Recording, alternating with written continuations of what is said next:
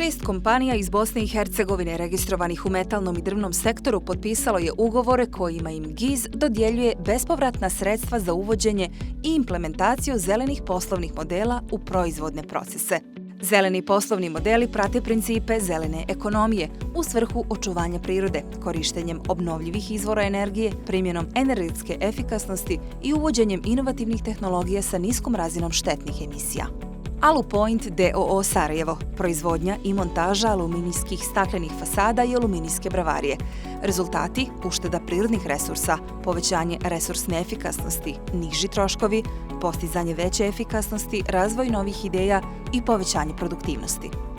Bosnian Beach Board d.o.o. Visoko, izrada i izvoz proizvoda tapaciranog namještaja za hotele, kafiće i restorane sa fokusom na stolice, fotelje, barske stolice, tabureje i klupe.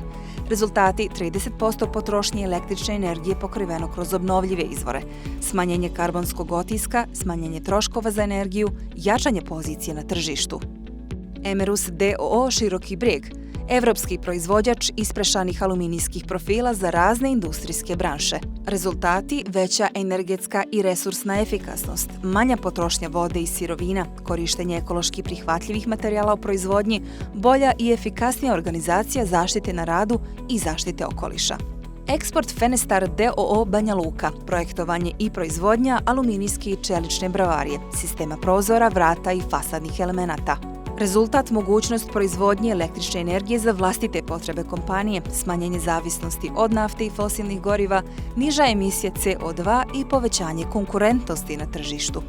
Ulaganje u zelenu transformaciju i stvaranje zelenih vještina utiče na povećanu učinkovitost proizvodnje, očuvanje postojećih i stvaranje novih radnih mjesta, kao i na konkurentnost kompanija. Primjena principa zelene ekonomije je važna kako bi se mala i srednja preduzeća efikasnije prilagodila trenutnim i budućim ekološkim zahtjevima, posebno na njihovim izvoznim tržištima u Europskoj uniji, na kojima se planiraju uvesti prekogranične emisije za ugljen dioksid.